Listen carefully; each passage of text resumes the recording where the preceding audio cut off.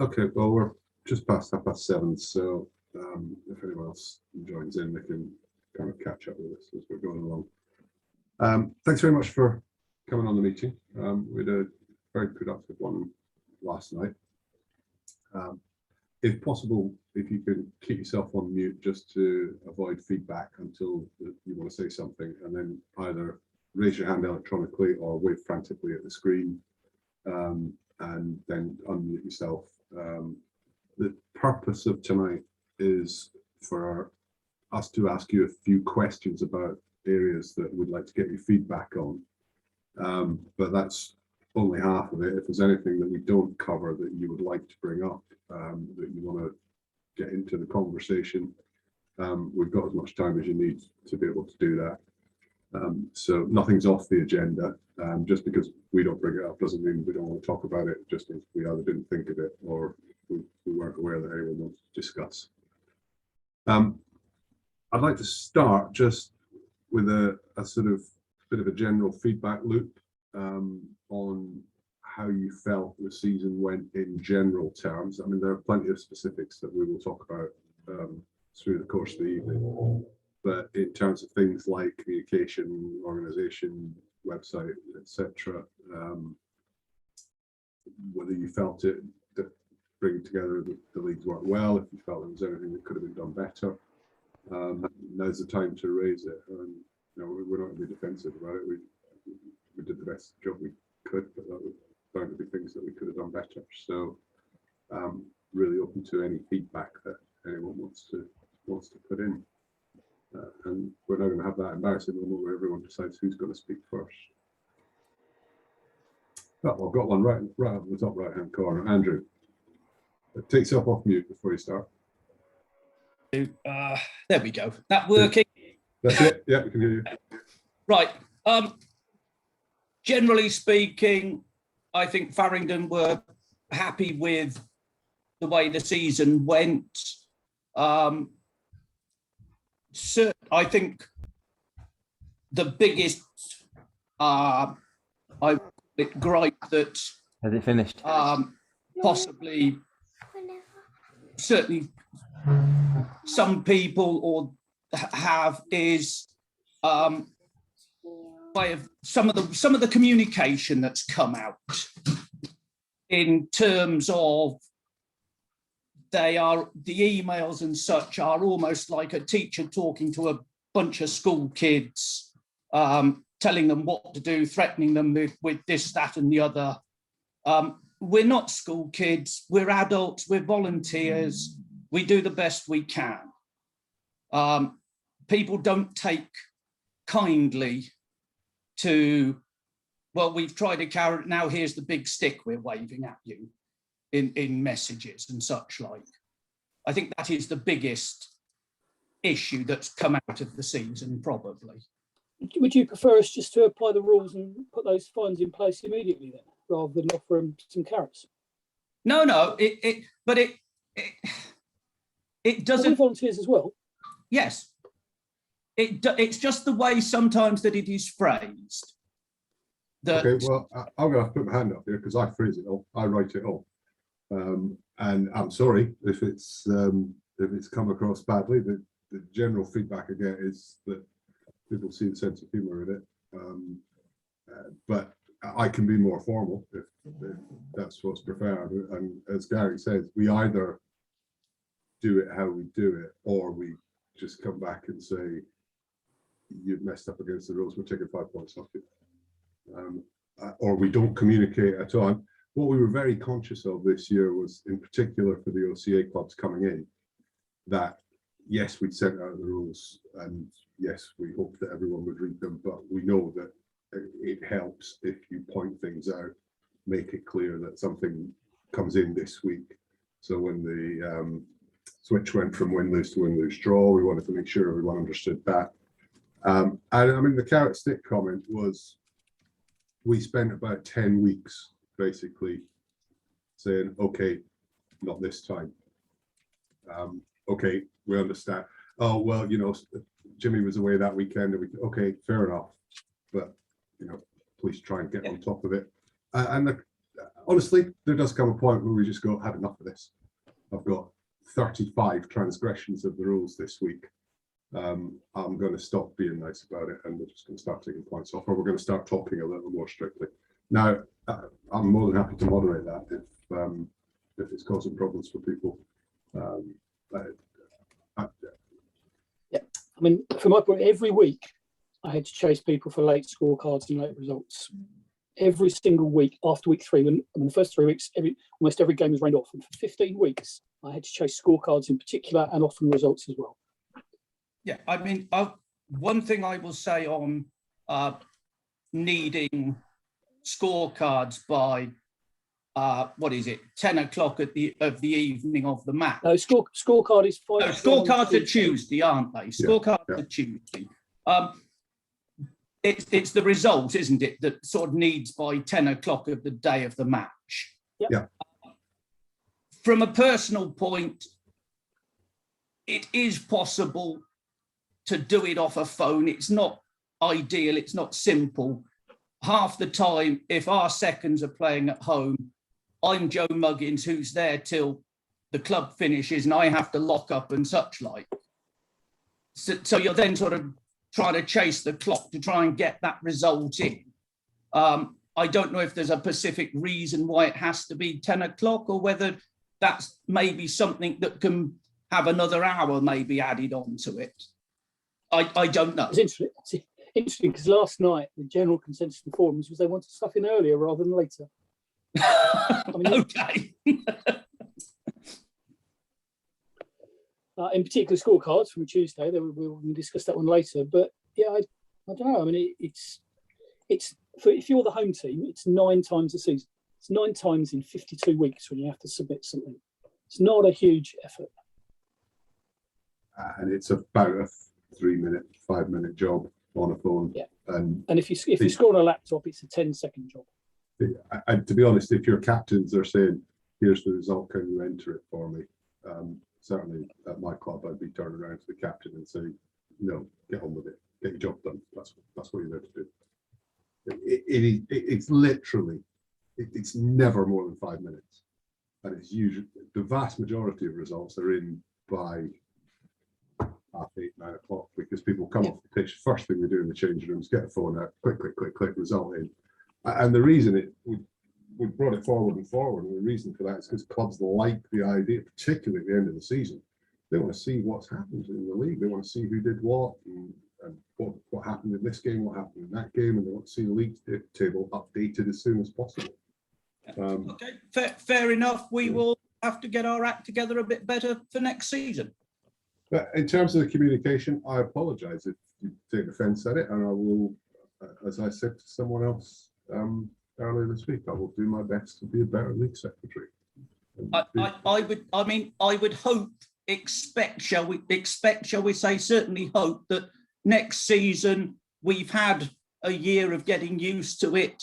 Everybody should be more au fait with what they need to do and when they need to do it. Well, that's kind of been the objective this season in the communication, is to get that across now with as friendly a manner as we can, so that next season things run quicker, clubs understand what's expected of them, each club understands what the role is for each part of that club. So the captain understands he's got to get the result in, the scorer, if you're the scorer, understands the card needs to be in by Sunday, etc.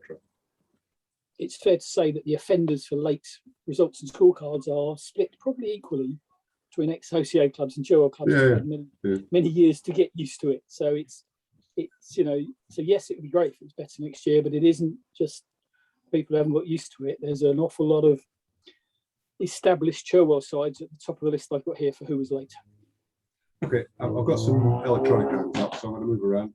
Peter Dinton. You need to unmute yourself, Peter. Yeah, thanks, Ian.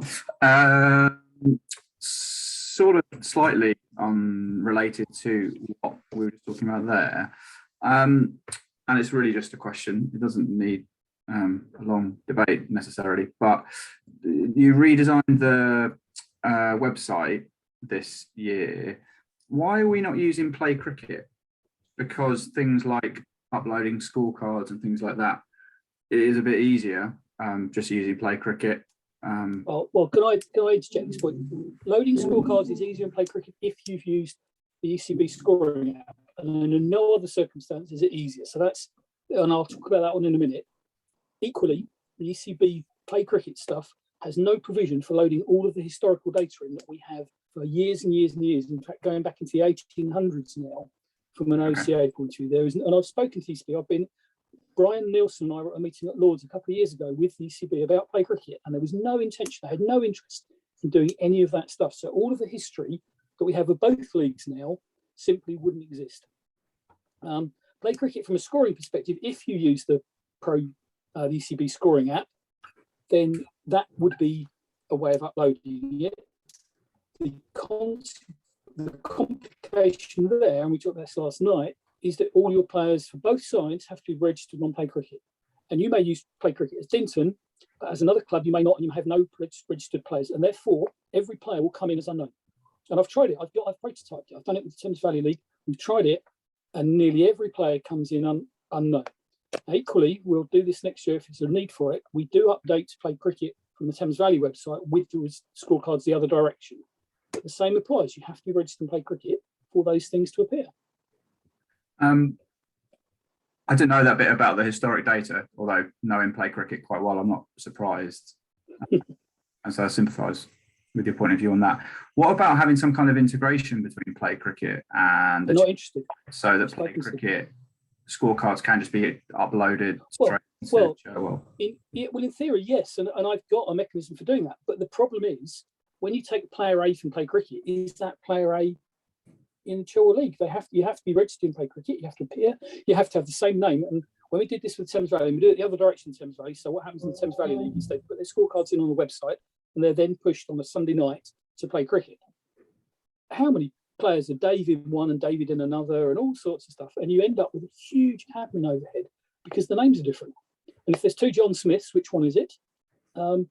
It's not, the only way, and registrations in Play Cricket are different, and they're controlled differently from the way we do it in Chilwell League. So it's something I'm looking at over the winter, but it will create an overhead. And I'm not going to be the one. I already chase unknowns every week. I'm not going to be the one who's going to say, "Oh, you've imported this guy from Play Cricket. You've got 7 unknowns. Can I add them for you?" Because I've got better things to do. So it's a huge challenge with Total Cricket Scorer, which uploads automatically. Everything is controlled by us. But I get what you're saying, but I'm sort of thinking out loud a little bit here. But we've got a similar challenge. So, for example, our entire history, as far as we can get it, which isn't that old, there's way more sat in scorebooks in people's garages, is on Play Cricket. It's not stored on the Chilwell site. So if I want to capture all of the results and scorecards and the history of my club, that's going to be done by Play Cricket, or it might be whatever. This is and so in order for us to keep our record up to date, we then need to enter it in 2 different places, in the Chilwell League and in Play Cricket.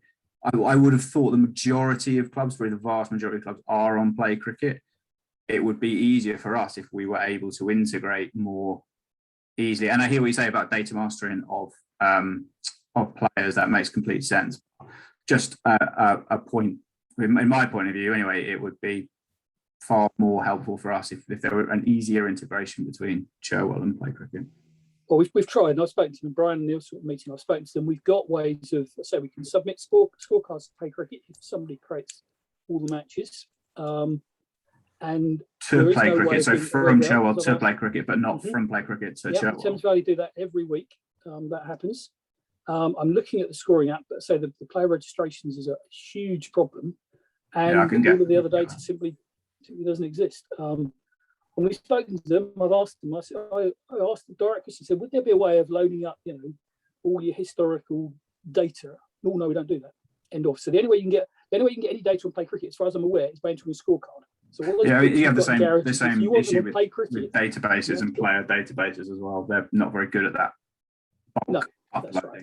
And facility. They've shown no inclination to improve that. So yes, I take your point. If you score that way, it's an option. There is an API into the Chilwell League website where you can suck scorecards across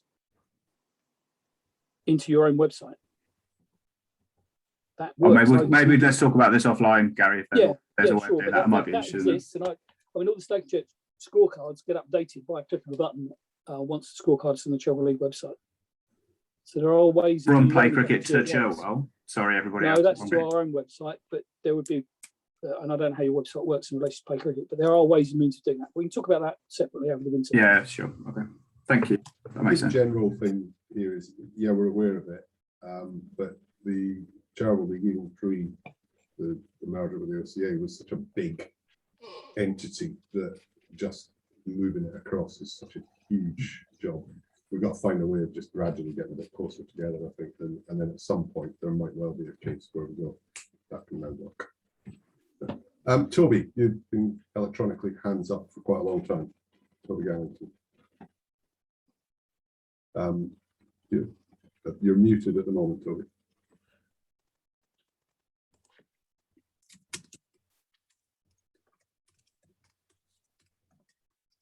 Still there, Toby? Yep. Hi, can you hear me? Yeah, got you now. Yes. Yeah. Hi. So I think coming from the OCA, my first point is just a positive. Appreciate the communications throughout the season when they're transitioning from win-lose to win-lose draw, just the little updates and reminders, the early start times at the end, really appreciated. I think that, yeah, positively received. We haven't been on the naughty list, so we haven't received any emails about fines, so I can't comment on how those are dished out, but yeah, pleased to not been on the naughty list. I think overall the season players were happy. It was nice to play different teams other than the ones we've seen in the OCA for the last couple of years. The only overwhelming comment from the players is they're not a fan of the win-lose-draw format as it is. Okay, well, we will get to that a bit later. That's what I thought. Yeah. That tends to be one of the meatier ones, so I keep that to the end so we get through everything else before Armageddon breaks loose. In terms of results putting in, I mean, yeah, no problem with. I mean, we enter them within minutes of the game finishing. That's our aim. Yeah. Yeah, the website could be more mobile friendly, which I think is the way most of us are going to be entering it. I think it should be. It's fairly. I think it's fairly. I think it just could be a little bit more. That's it. But I personally don't find it a problem. But it sounds like some others have given feedback that it's a little bit not too easy. But I do. I find it fairly easy. And my view would be that the actual scorecard should be in before the end of the weekend. I would endorse that. Trust me, I said last night I'd like to be 8 o'clock on Saturday night. But we obviously need to give you a bit of leeway. What I would say in defence of that is a significant amount coming on a Monday morning. So whether people take school books to work, think, oh, I'm not going to do work tomorrow, I'm going to put the scorecard in. So we talked last night about moving it to Monday, not Tuesday, but certainly Monday morning I'd be happy enough with, because a significant number of people clearly do it on a Monday morning. Yeah, actually, I think about where I've done it on a Monday. It's because I've then played on a Sunday and I'm knackered, and I can't be bothered to do it on Saturday nights. Yeah. So, but I mean, we've moved it from Thursday from last year, and it's been reasonably successful. There hasn't been a single week since week 3 when, say, they've all been on time. But yes, I'd be all for moving it further and forward. That means I can do the chasing earlier and have the rest of the week to do something else. Simon Oldfield, Eddington. Hello there. Right. A few bits, sort of comments on what's been said so far. On the communication, I'm chairman, Derek is secretary, so I'm not getting the general sort of secretary information. So I'm almost like a player from the outside, and probably, again, Derek's been very good at filtering sort of just on a need-to-know basis. So I've seen very little in the way of communication. Probably it's a good news that we haven't been on the naughty step either. But from that perspective, and comparing it to the OCA, I feel that I'm not seeing very much communication, if you know what I mean, from the website in terms of what are the general sort of issues that are going on. The OCA tends to they posted up their committee meeting minutes, which I could, in a boring time, I could read through just to get a feel of what's going on in terms of general chat. And I just as an outside observer, going onto the websites during the season, and sort of information from the secretary, they've been quite sporadic, and really very little since sort of June time. And so Derek's been great in that he's saying, look, if there's something you need to know, I'll let you know, but otherwise don't worry, which is fine. But at the same time, I felt a little, it's quite quiet, I would say, as a general interested committee member stroke chairman. What information do you think in you're missing? Comparison? Yeah, well, I suppose things like the minutes from committee meetings, in terms of, well, what are the themes, what are the trends, what are the issues that are going on that might come up in something like a forum like this, or at the AGM, that as chairman I might be wanting to talk to the committee about, rather than the day-to-day, week-on-week nuances of who's done what and who hasn't done what, and who are we chasing up, and that sort of thing. I think on so that's yep. Let me just come back on the minutes one. Yep. I mean, slightly guilty there. Probably should have been posting a little more regularly. The issue with minutes is that we can't load them until they're approved, which means you're not going to see them until a minimum of 1 month after the meeting took place. And if there's anything on there that is specifically club or club specific, we would tend to redact that anyway until such time as decisions are made. The way I try to get around that, and the early bulletins from the secretary's desk that went up pre-season went up kind of every 2 to 3 weeks. In the season, I've restricted that to just writing to the club secretaries. Now, most club every club will be getting something every week. It may be that your secretary has kind of read it through and said, "Yeah, we're good with all that. I don't need to bother anyone with it. We know what's what." I very seldom get a club secretary coming back to me saying, "You don't talk to me enough." Normally, it's "Shut up. You're sending us too much stuff." Because normally I'll send it out to 87 clubs. 65 of them will do exactly what we ask them to, and then I spend the rest of the time chasing everyone. But rather than chasing specifically, I chase everyone, and they go, "We've already done this." I say, "No, but you're getting it, just so you know that someone hasn't." So the communication secretary is, I would say, weekly at the very least. And I say Derek's very much said, "Look, no, I'm getting plenty of communication. I'll just so it's on a need-to-know basis that he's been giving it out to the rest of our committee." My experience has been in the past that if you send too much to too many, they just listen less and less. And people end up going, "Oh, I just get a bunch of emails from that guy. I'm just ignoring them now." I know that, and I've made it very clear to the club secretaries, they are my point of contact. They need to read everything I get, and I would say almost without fail, they all do, and they acknowledge quickly and so on. So that communication stream has worked well for us. And hopefully that if the secretary is then moving that on through the rest of the club, you're getting what you need and no more than you need, which is what we're aiming for. As far as things like minutes going up, you'll find once the season is over and we're into closed season, minutes will start to appear much more generally, because the discussions are less specific and don't require to be sort of redacted or approved and so on and so forth. But an awful lot of in-season committee meetings involve discussions of people who are on the naughty list, and we don't like to publish them. Yeah, and I guess the other thing on general communication, the lack of a forum that was there on the OTA, which can be just the usual suspects sort of ranting off about things, but it at least allows there to be some general chat going on around the clubs, and it also just gives you a flavour of what the issues are, what people are into, and that sort of thing, which is just adds a bit of flavour, I suppose. to what's we made a going on. conscious decision not to have that. That can easily turn into Facebook, and there can be all sorts of libelous things written down on there. So we made a conscious decision not to do that. You may not like that decision, but that was a conscious decision that we agreed back a long time ago that we weren't going to engage, because you're right.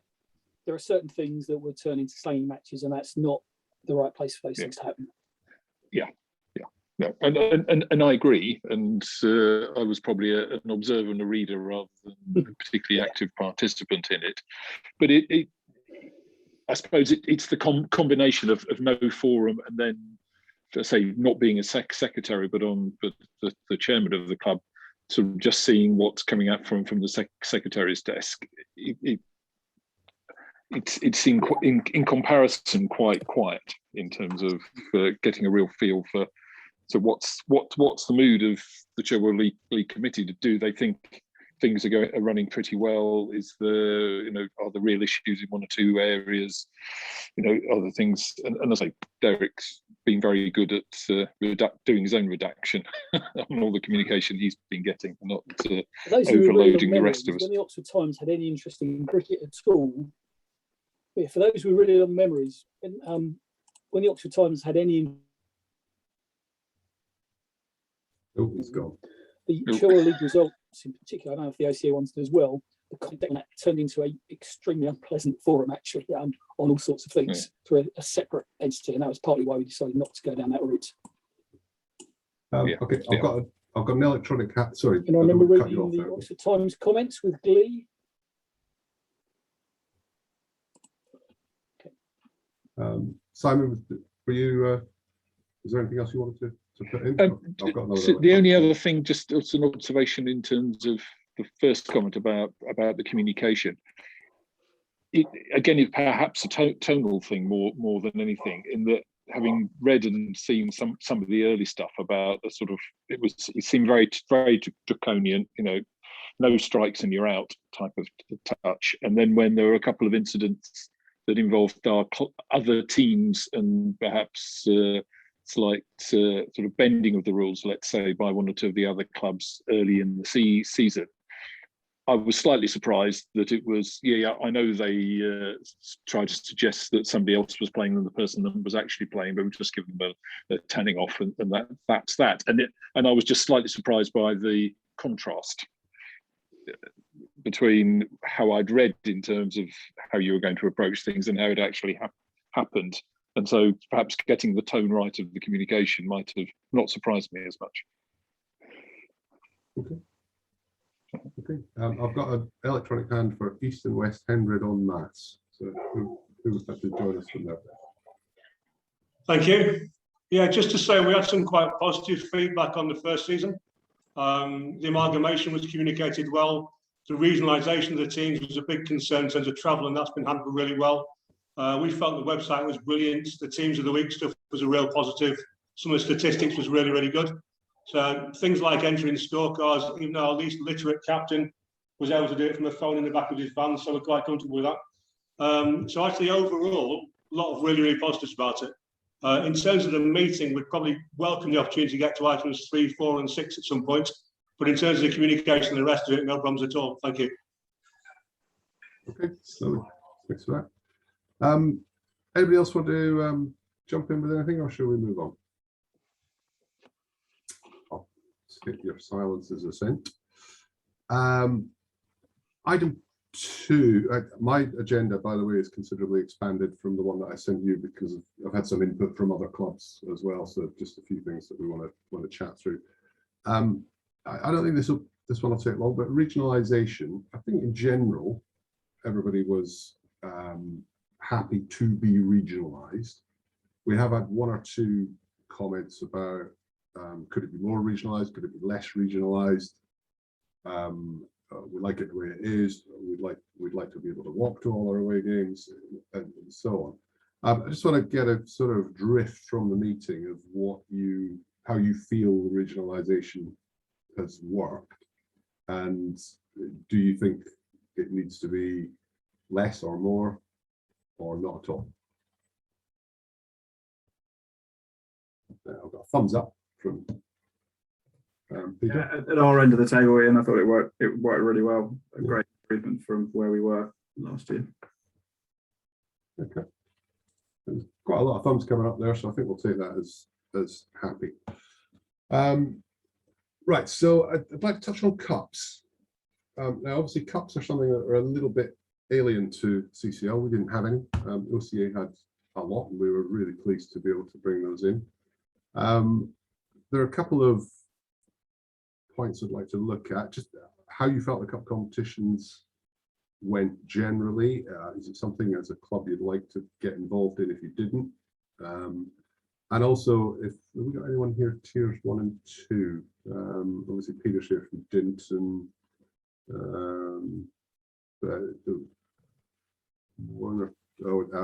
William from Cumnor. So would one of and Leslie, of course, from Tiddington, yeah. Jim Howe.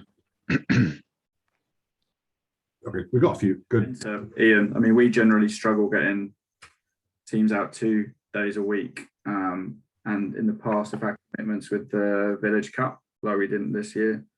And we did try and get a sort of second 11 strength team out for the cup, but honestly, we couldn't manage that either. So I haven't got a great deal of comment, except for us, it wouldn't be something we'd enter again next year. Okay. Any other thoughts, comments?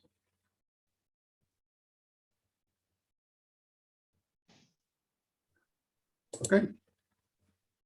Not too worried about cups. All right. So just a quick one from Hendricks. Yeah. The challenge around the cup, particularly on the first team being the cup, getting the team out. The very strict application of if one of your second teams plays for the first team in the cup in the early rounds, they can't play in the second team cup. That causes a problem. Okay. Whether the solution is just not to enter the first team in the cup, I don't know. But it's a shame as he got to the final this year. But that trips us up, because somebody just said getting 2 teams out at the weekend is difficult. We can generally get 2 teams out, but you do tend to be mixing and matching people across teams. Mm-hmm. And the inability for them to play in their normal team as the cup progresses is a problem. Okay. Yeah. Ian, I had that feedback as well from several clubs where the further they went into the season, the less and less people they had available to play in their seconds and thirds and fourths. So we might need to have a, if we run it, when we run it next year, we should probably look at having that maybe an opportunity to look at the restrictions. Yeah, sure. Okay. Andrew. Andrew, you've got an electronic. You're muted. Wrong button. There we go. There we are.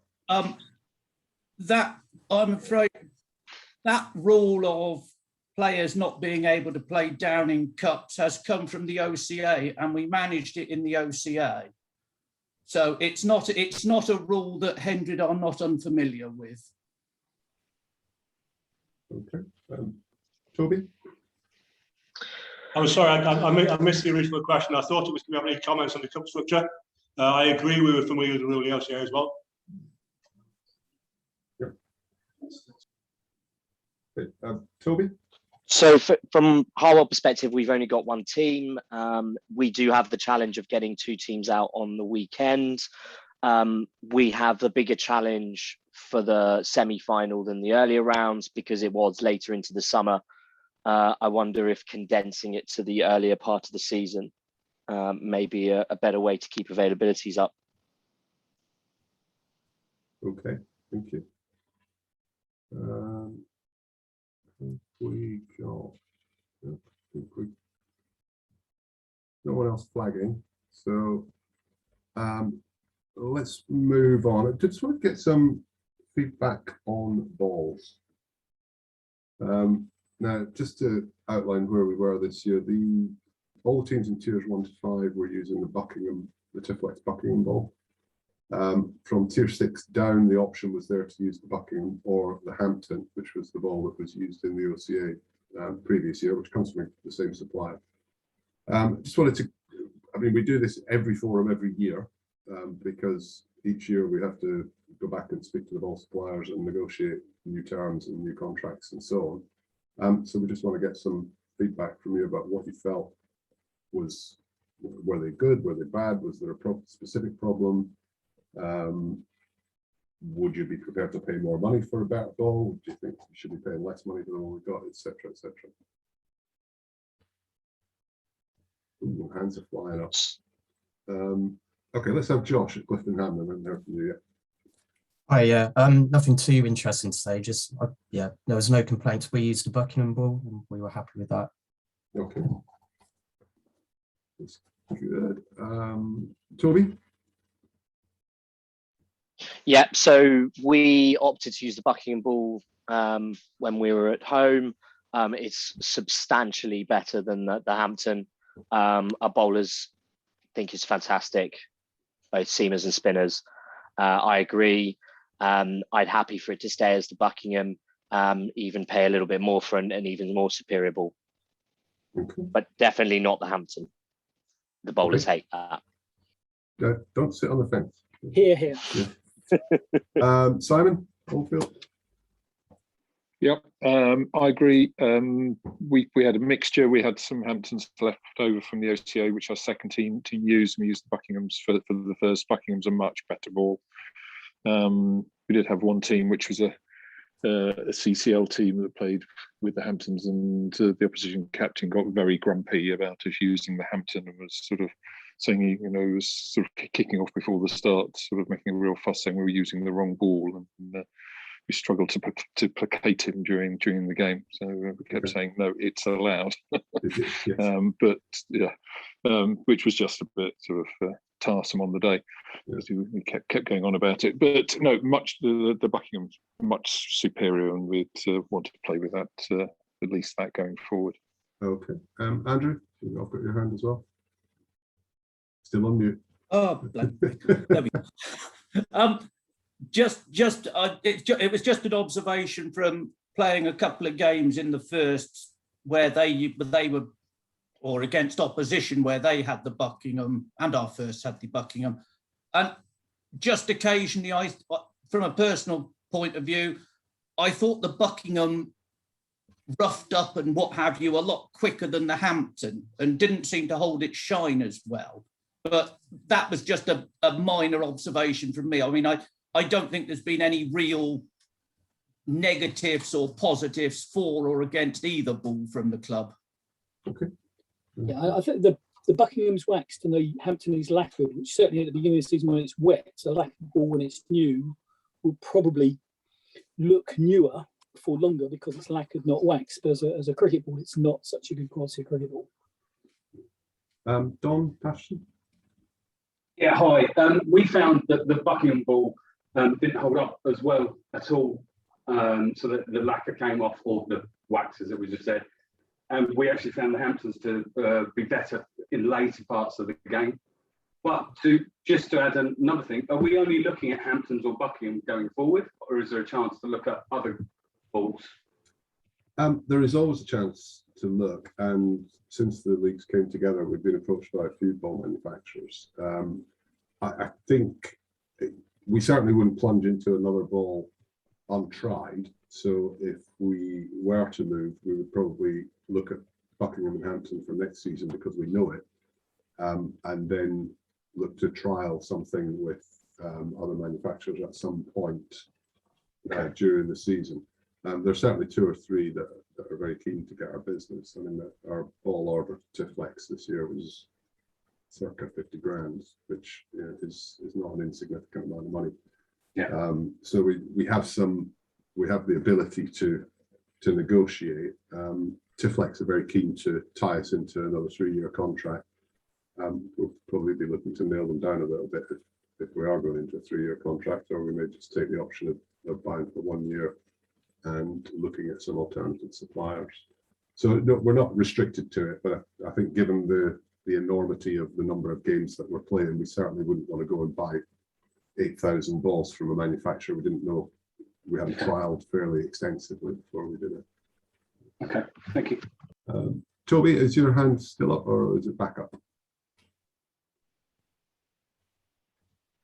Toby Gallington? I've got. Still up. Sorry, Still up, put it back okay. down, please. Yeah. No worries. I'll put you down. There you go. Okay, I think everybody's had a chip in on that one. Now then, here's one that's definitely going to come up. Teas. Now, we obviously have, we've run through the course of this season, and in theory, we could have probably said, let's all return to normal halfway through the season. We felt that it's a slightly unbalanced playing field. Some teams would end up providing more teas than others, etc., and changing that halfway through the season seemed an unnecessary complication. Going into next season, all things being well, we will be able, if we want, to return to what we did before. There have been a lot of comments at last night's forum, in general conversations with people in both directions about either bringing the cricket tea back or retaining what we have at the moment, which is players sort themselves out. Interested to get your comments. We will. This is not a rule in the league. It's a convention. So it's not something that would go to the AGM per se, but it may be something that we would poll on the website at some point just to see what the majority would like to do. I've got a few hands, so let's start with Peter. I'm sure in the top left. Thanks, Ian. I'm sorry, I know I'm talking quite a lot this evening, but we're firmly in the no teas, let's not go back to teas camp on the basis of 1, cost, 2, weight, 3, increasing number of people with dietary requirements, whether those be medical or religious, which then just increases that waste and cost. I think that the no teas is a far more pragmatic way to go. Okay, great. Toby? Yep, firmly in the no teas camp for league cricket on a Saturday. The players' feedback is they've actually enjoyed being able to bring their own food that they're going to eat. And it makes it easier on the people running the club not having to put teas on. Okay. Dave Summersby. And Peter have said for exactly those same reasons. No point covering off in more detail, just exactly the same what they're saying. Fair enough. Don? Yeah, we're firmly in the no category as well, and exactly for the same reasons that everyone's just stated.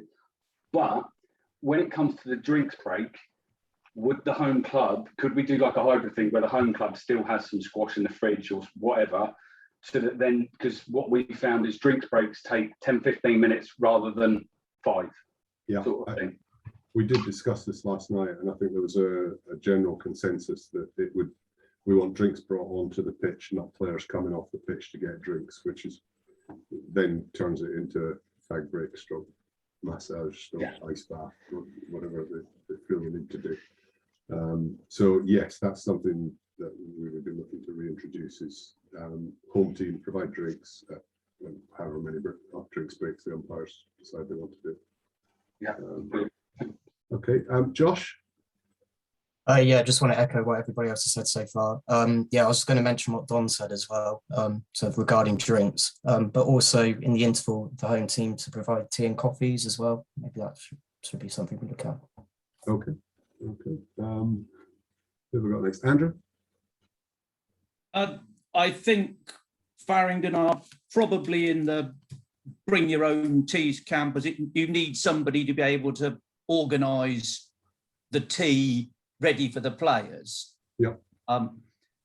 One thought that has been vaguely mooted was potentially you have a 10-15 minute turnaround time and potentially have some sort of food at the end of the game altogether.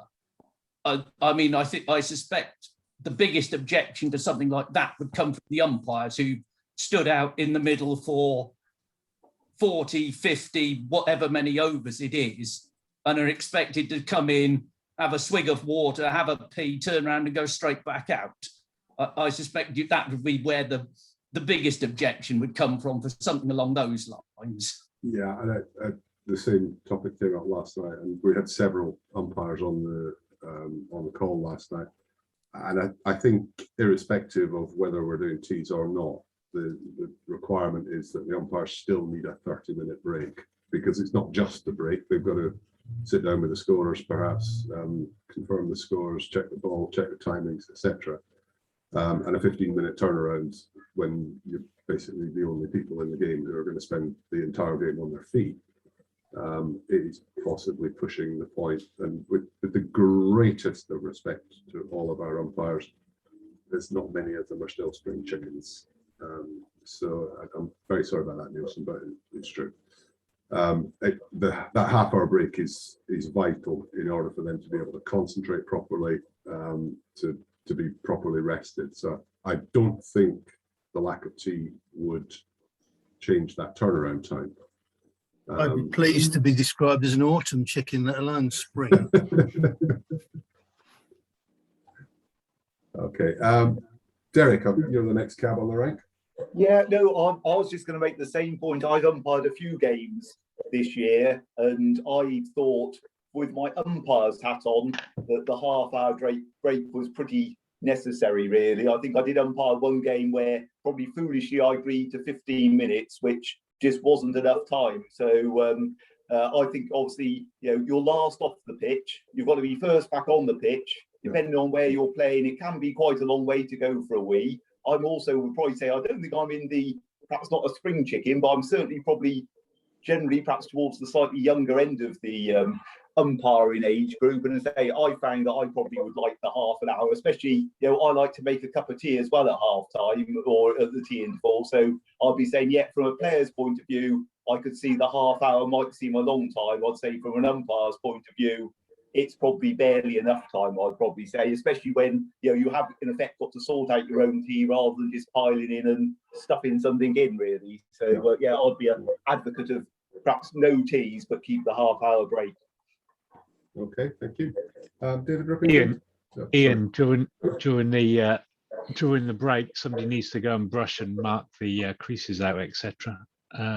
Generally, that's a player. So a 10-minute break is not ideal. And also, if the opposition want to roll the wicket, that's another 7 minutes. So, I know. I think we seem fairly unanimous on the maintaining the 30-minute break. But, Dave Rippington, I've got a hand up. Yeah, just echoing everyone else, if you really, no teas, but the home team to provide the drinks breaks as they were going on for so long. Excellent. Rarely at a forum have we had such unanimity on any subject, so thank you for that. Right. Well, in the interests of not having unanimity, let's go on to leg side wides. What are our thoughts? Is it a good thing? Is it a bad thing? I'm just going to, before we go on, I'm just going to put my own personal thoughts on this. The way to avoid leg side wides, making your game last all day, is to bowl straight. And the place to learn to bowl straight is not in a league game, it's in the nets. Just saying, just putting that out there. But we'd like to hear what people think. Interested to hear from umpires and before we start, I'll put the question out tonight. Who knows how many wides were bowled across our 17 divisions this season? Any guesses? Answers in the chat. 30,000.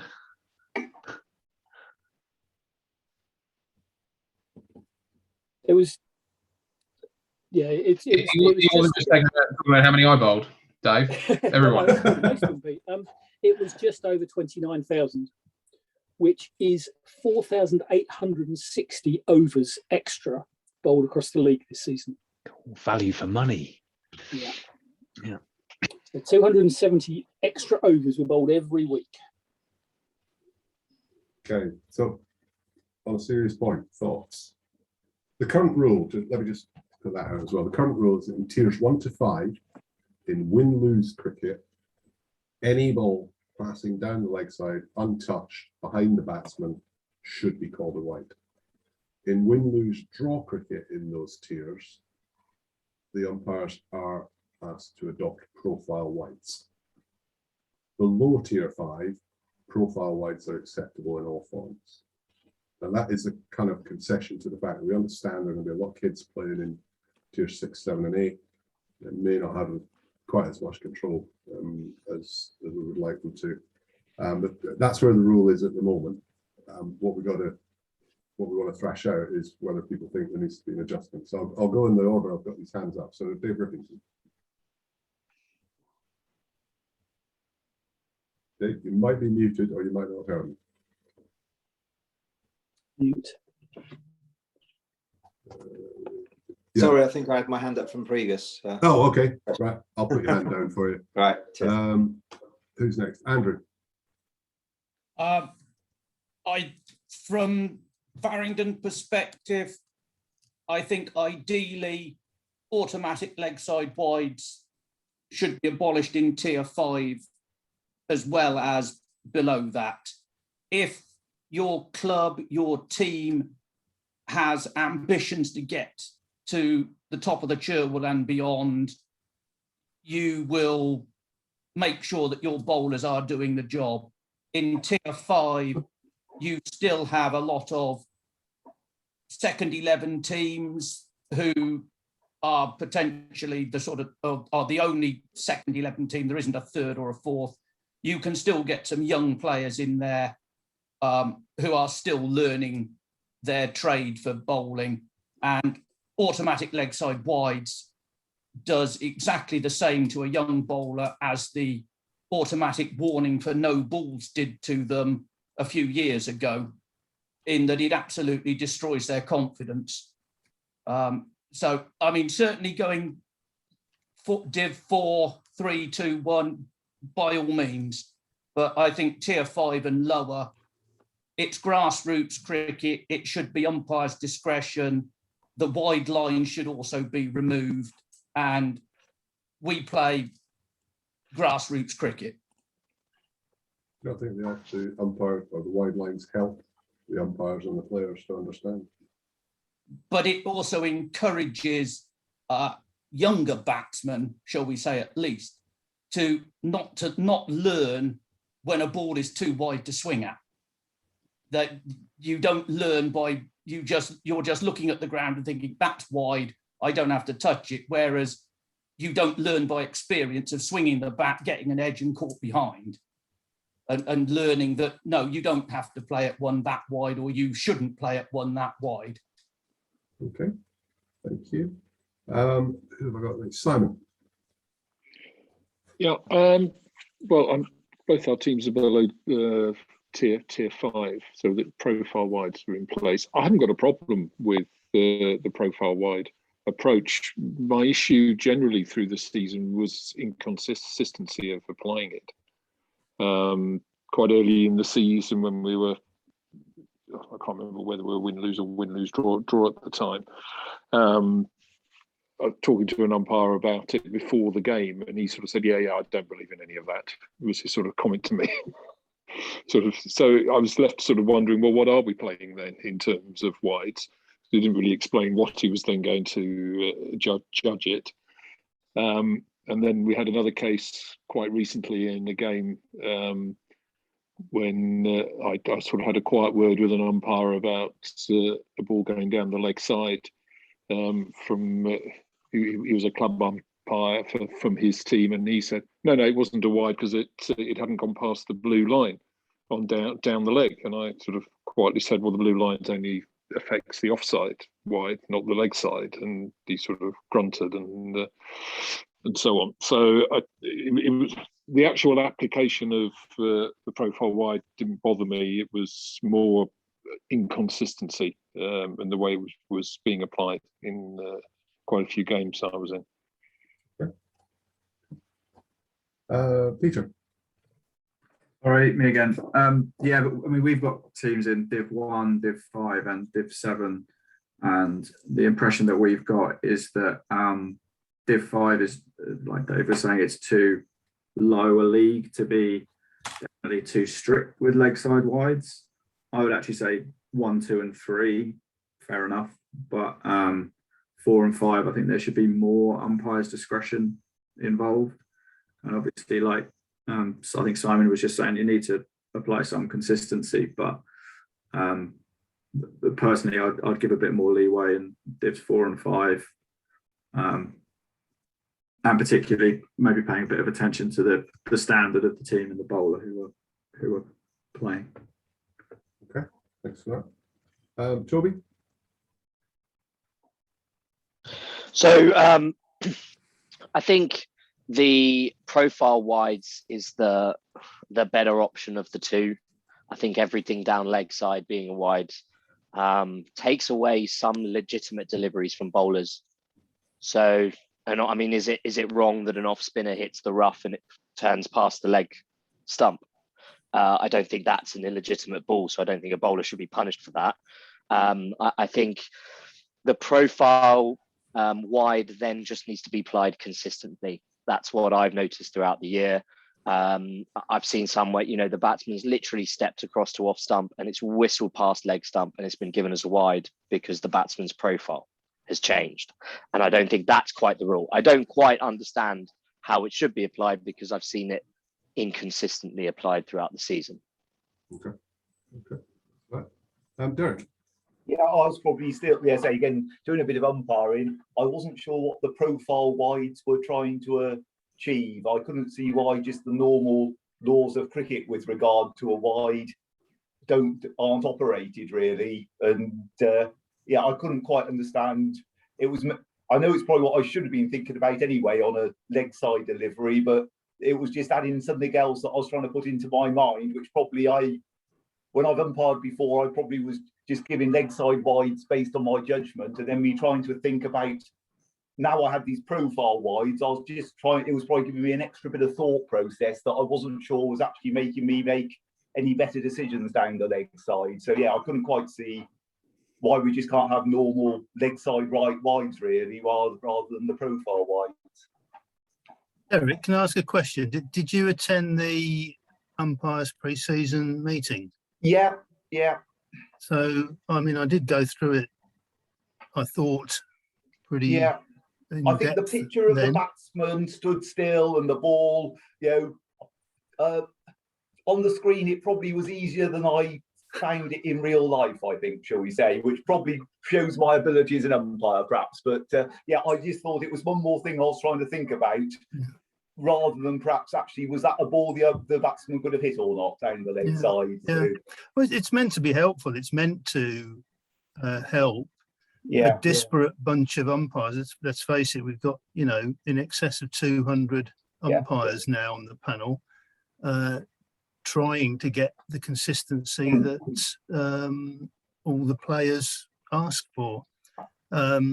I mean, personally, I would echo, I can't remember who said it, that I gave a wide on Saturday, which was absolutely ridiculous. The off break bowler pitched it on off stump, turned it big, and the ball went past the batsman's waist. It was, and by the rules, I had to wide it. I thought it was ridiculous. There was no way it was a wide, really. But you have to apply the rules as they're written, and so I'm not in favour of just saying everything down the next side is a wide, because it isn't necessarily a bad ball. Okay.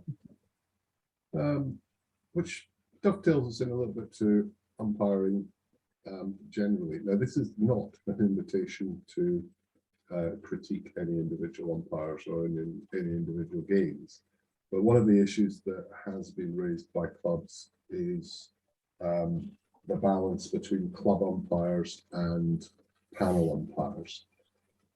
Just looking to see if we've got any thoughts on that. Going back to my regular crew here, so we'll start with Andy. To a degree, I was going to make a comment on the last leg side wide bit. Oh, but sorry, I didn't mean to cut you off. Carry on. It will no. This comment is still it's just as valid in this part, talking of umpires, in that at Farringdon I don't mind whether it is a club umpire or a panel umpire, and as long as over the course of the game in both innings they are consistent with what they do, whether in how they call their wides, as long as they're applying the same criteria in both innings, then that's fine. Certainly, you will get weeks where you think, well, that umpire was incredibly strict, and then the following week that umpire is incredibly lenient. How you get around that one, I don't know. The main thing that I want to see from an umpire is that he is consistent across both innings in the game as to how he calls, mainly the wides, but how also he just umpires the game. Okay, fair enough. I'm going to jump the queue here. Somewhere we haven't heard from for a while. I've got Hendred with a hand up. I think we're muted, guys. Yeah, just a strong preference across the club for panel umpires. It's one of the things that worked from the OCA that had it been carried across would be appreciated. I understand the challenges on getting umpires. I understand people might like to go and stand when their mates are playing, but that brings with it a fairly obvious disadvantage for the opposition. So without getting to the whys and wherefores of individuals, that's not the right place to do it. A very, very strong preference for panel umpires across the board. Fair enough, thank you. Toby? Yeah, overwhelming support for panel umpires. OCA was panel umpires. It was great. My prior experiences in the Surrey Championship with club umpires, it could get nasty, just simply from two home umpires bias accusations on both sides. So I'm overwhelmingly in support of panel umpires, and so are the players. I think it's fair to say that there are many more accusations of bias than there are occurrences of bias. But I understand that the perception of a club umpire is that it adds potential. So I think and then they start, and then the accusation goes back the other way that, oh, you've decided our umpire's biased, so you've turned your umpire to be biased, and it's not there, but it's the perception. Fair enough. Peter? Oh, I'm not even on mute. Yeah, sorry, me again. My point is really, I mean, I'm not sure there were many more clubs who got penalised more because of our umpiring situation. We've got 3 teams as a club. We only have one umpire. Our second 11 are playing in Div 5 and got penalised 40 points. 40 because we didn't have an umpire. We did everything we could to try and find an umpire. I know and Nielsen and Ian, you probably know we got caught out by the rules a little bit, and we shouldn't have been, but we did. And then in our third 11, we gained one point in a division where we're playing against second 11s and even first 11s or one team clubs, and they're picking up an extra 15, 30 points because they've got an umpire, and our third 11 don't. In our opinion, that definitely needs looking at whether it's right that a team playing in Division 5 should be fined 5 points every single game because we haven't got a club umpire. It seems far too draconian to us. And again, I understand the point of awarding points in the lower divisions if you do have an umpire. But again, I'm not sure that's entirely fair when you've got first 11s in the same division as a third 11. Okay. Toby? You've already got my opinion. Sorry. Panel umpires. Yeah, sorry, I just didn't lower your hand. My fault. No worries. Don? Yeah, so we've got a bit of a mixed situation from what experience we've had this year. We've had 2 club umpires that were fantastic, even to the extent that they were sledging their own team, and that was brilliant to watch. But then we also had a club umpire who was down to umpire on the day. They had a player drop out. He then came up to me just before the game and went, "Oh, I am playing as well." And being the captain, I turned around and said, "Well, you're not umpiring then. You can do square leg," because that's not fair if he's going to umpire, be a club umpire and bat and play. Is there a ruling on this? No, you're absolutely right. If a player, somebody plays, they're not an umpire, so they would not and they should not have got a point for that. That's absolutely right. And if they, we had a couple of reports of that, and we removed the point when we had reports of those things. But you're absolutely right. Somebody can't turn and say, "Oh, was the umpire, now I'm the player, I'm both." Absolutely not. Fine. Okay. I mean, you do get games where neither side has an umpire. Obviously, the players have to umpire it themselves, but they don't get the point. But if there is one non-playing umpire there, then the rules allow, they don't require, because like the umpire might say, "Do you know what, I don't want to do both ends." But the rules allow that the non-playing umpire can do both ends, and the team that hasn't provided an umpire, well, in fact, even the team that has provided an umpire will have to put a square leg umpire at some point.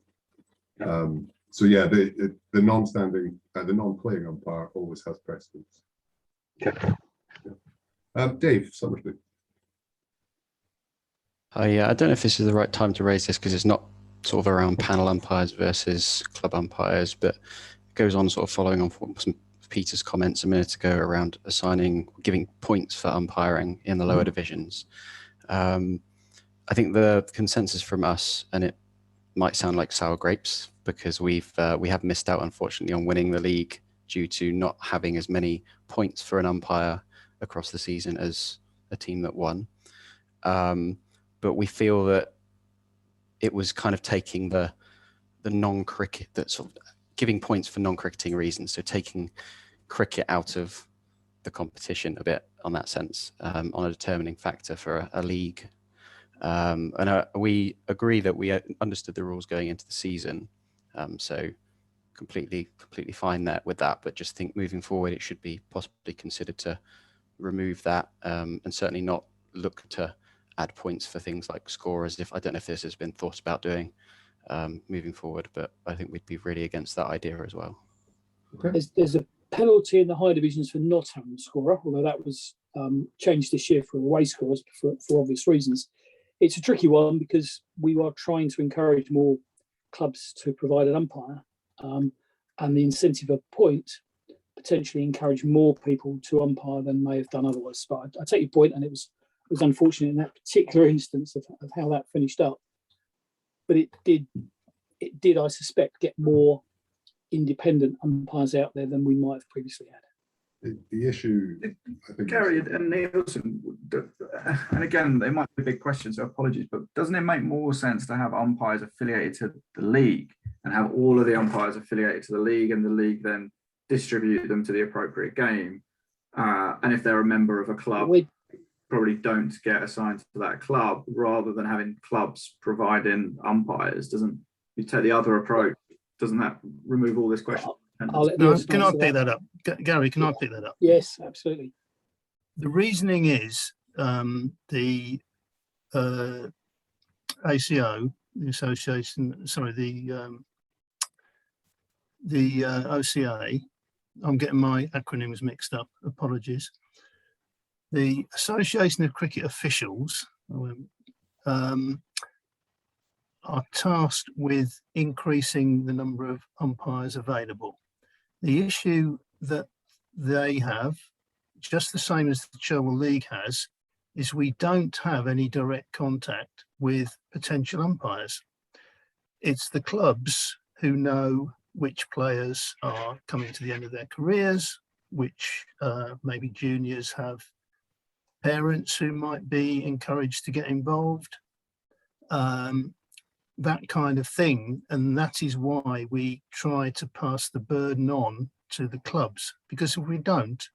But that could be easily remedied, because umpiring courses happen all around the county all the time, and you know who are signing up for those umpiring courses, and you know who are taking the qualifications as umpires. So, although we do, and there would be nowhere, a lad's dad and say, go ahead and do the umpiring course. The clubs can do that part, but then once they've done the course, then rather than affiliating them to Dinton or whoever, they're affiliated to the Cherwell League. Can I pick up on that, please? Yeah. As far as I'm concerned, the clubs nominate people who will officiate. Once those nominations have taken part, they become a Cherwell League umpire, but obviously that affiliation has come from that club. One of our issues that we have is that this is not a requirement in the home counties, and therefore there are some teams playing in the home counties who don't provide umpires. Some of our clubs who are in the Cherwell League are then providing umpires to the home counties, and that's causing problems within those clubs. Our league stance is that we would prefer that there are 2 non-playing people officiating in each game, and at the moment that is best achieved by having a mixture of panel and club umpires. Personally, I would encourage all club umpires to consider doing the panel. I do emphasize with the problem of struggling to get people to be available to umpire. It's something that we as a league have to encourage people to take on. One of the things that's worked with some clubs this year is that they've struggled to find club umpires, but they've managed to get club umpires for their home games. And it maybe that's a step in the right direction for some people. We get people used to umpiring at home, and then they might do the occasional away game. We might make progress that way. And this is another challenge. You're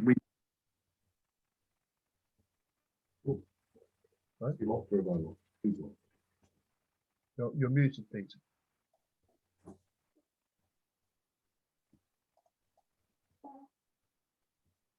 Yeah, Peter, we've lost you. You've gone on to mute. Sorry, I was on mute. Apologies.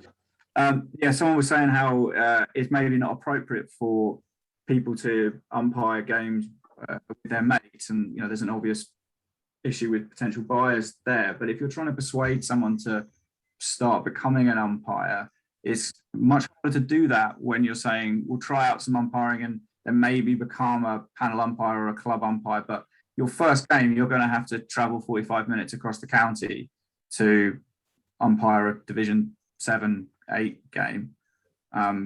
If they're just trying it out and seeing if it is something that they want to get involved in, it's much easier if they're at their home venue and there's familiar faces around and friends. I agree with that 100%. I think it's the right place to start. I'd come back on 2 points. I think your first point about getting hold of the people who've done the courses, just reiterate what Nielsen said, is if that was the extent of our umpires, we wouldn't be able to appoint panels below Division 3. Because there are nowhere near enough people doing the courses unless the clubs have an incentive to drive them. The other factor is just purely bandwidth. The organisation of that is not a thing, and I'm drawing on experience from rugby here. I was part of a rugby club, part of the administration of the club, and then I went on to be a referee. And at that point, I had no association with the club because there already was an existing organisation which ran rugby refereeing. It was a massive organisation with a bigger committee than the clubs and so on. And the bandwidth to control that within the league just doesn't exist. We don't have enough people to be able to administer that, run the recruitment, run the training, etc. We do the best we can with what we've got, but it's another job that would add a massive amount of work to what the committee are already doing. I've got as it is, it gets pushed down to the clubs, and if the clubs can't achieve it, then we get penalised on the field. Well, I mean, coming back to the point about losing the league on the field, the only other option is for us to fine, and we've had clubs in the past who sat down with us and said, "Look, we're really struggling. We can't get an umpire. Can't you just fine us?" And we said, "No, because if we fine you, we allow you as a club with a reasonable cash flow to basically opt out of this when other clubs can't." And within a season, that club had been promoted, had got a permanent umpire, and never dropped another point. It's not an easy. I understand how difficult it is. I mean, I'm a club secretary as well. I get it. I totally understand it. But from a committee point of view, the only way we're going to get the end result, which is as many umpires as possible, is to put it down to the clubs, because we don't have the ability to go out and find 200 umpires every week. And I can assure you that it is a obviously 5 points is a big hit every week, and you know, Peter, you and I and Elliot have been in a lot of communication this season. It's not what we want, but it does work. I can name you lots of umpires who are standing because their club needs them to, and wouldn't if that sanction weren't available to us. I don't agree, Nielsen. It was only in our case. You know, if we had someone who was available to stand and wanted to stand, they'd be standing. You can take all the points off us. You can take all the money off us. I can't invent somebody, a person who exists at our club. We've tried everything we can. We took the points hit, not because we wanted to, not because we're being lazy. The person does not exist. You could have taken 0 points off us or 40 points off us. It wouldn't have changed the outcome. It seems a shame, and it didn't affect the outcome of the league. Promotion, relegation didn't ride on it. It seems an awfully big hit for another voluntary organisation. But blokes who are playing on the field, knowing that, you know, even if we do win, we're going to get fined 5 points through no fault of our own. I understand why you're doing it, but it was difficult to swallow for us all season. As you know, Nielsen, we've had those conversations. All I would add to the point, though, of 176 umpires needed per week, every week of the season we have had more than 150 umpires standing. And Peter, I sympathise with you as well, because we missed out, our first team missed out promotion a few years ago by not having an umpire one week. And it was as simple as that. But we've had an umpire every week since. So I think Nielsen's carrot and stick type thing. I think it does. Yeah, but again, it's not helping us to invent somebody. It's not. No, but it's not a question that we're being lazy and you're nicking points off us, so we'll stop being lazy. That's not what's happening. We're just appreciate that. But if there was no penalty, the accusation, and may not be at your club, but at some clubs they would be lazy, and that's the difficulty we face. Because I sympathise fully with you. I say we missed out promotion because of that very item, but we took it, and that's, you know, we've had an umpire ever since, and we had a number of people do it this year who didn't play on a Saturday because they were umpiring. You know, they chose not to play in the second team, and we got absolutely stuffed. But they chose to umpire for the first team, stand as the panel umpire for the first team. So that was throughout the club, that was the commitment that's made. I've done it. I umpired a game a few years ago rather than playing a second team game. So there are ways around it, and if the club, as a club, wants it enough, it can be done. So we did it this year. I've done it in the past. I strongly disagree with that argument that if the club wants it enough, it can be done. That's just simply not the case, and that's slightly insulting. But it might be the case it didn't. It was the case for us. I think, to be fair, I dropped out of the game to umpire a match and Wilson had the pleasure of sending me all the way to the north of the county. And somebody didn't play 2 second team games this year. When we were struggling, we had 9 men, and somebody still said, "No, I'll umpire for the first team." So that's great for cricket. Play with 8 instead. That's exactly what. Well, no, it's not, but it solved a problem at the time. Okay, I think this is good. This one's going to run, and Peter, I'm not trying to cut you off, and we will be happy to carry on talking to you about this afterwards. But there are some other bits that we need to get to. I just want to go over. I've got a couple of hands up. I don't know whether they're left over or new. Simon, I've got your hand up. Yep. Sorry. Yeah. Well, it was a comment about the umpires. I mean, just on that last conversation, I mean, it was certainly in the OCA, it was a case that you had to provide. If you had 2 teams, you provided 2 panel umpires each week, and if it meant that the second team only played with 10 players or 9 players, that was what the situation was, and it wasn't negotiable really. So, I mean, it's not a particularly satisfactory situation, but at times that has been the case. So it can be done. I have to say, coming into the Cherwell League, from our own club's point of view, we used to have 2 panel umpires generally, apart from odd weeks of holiday when we're in the OCA. Unfortunately, sort of in the last 18 months, one of our long-term umpires has suffered from dementia and is unable to do it. So we were coming into this thinking, well, the flexibility has been helpful, and it's certainly the extra points encouraged. As Nielsen will know, it encouraged some of us from the club to do our level 1 and left for level 2s over the winter to give us more flexibility, which it has done. And I would be encouraging one of those people next season, because it was the first time as doing the umpire, that she would be potentially want to become a panel umpire next season rather than a club umpire, now that she's got a bit of confidence in standing out in the middle and officiating.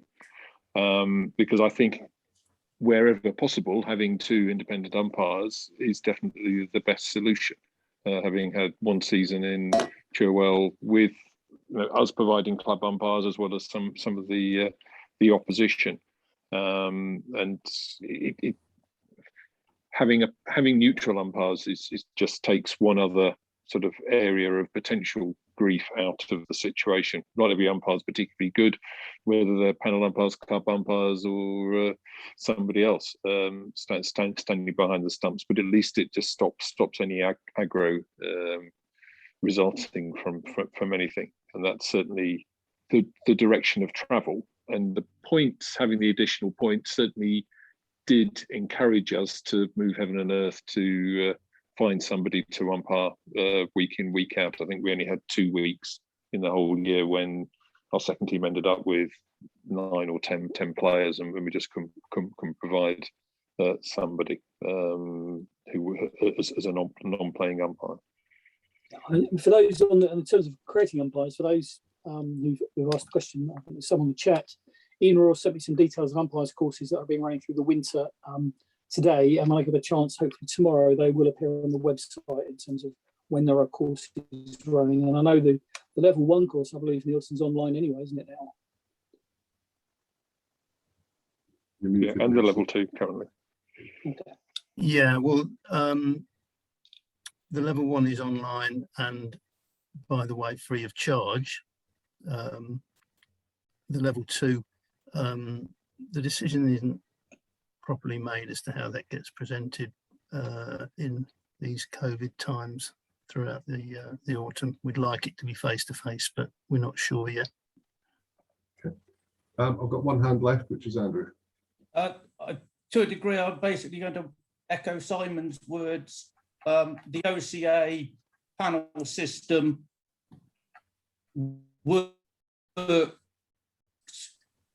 It also helps if your club has 2 teams, because then the 2 umpires were sent together as a pair to officiate at a match. You weren't sent to different games. If you had if you supplied 2 umpires, they went as a pair. So you could have an experienced umpire and a complete novice going together.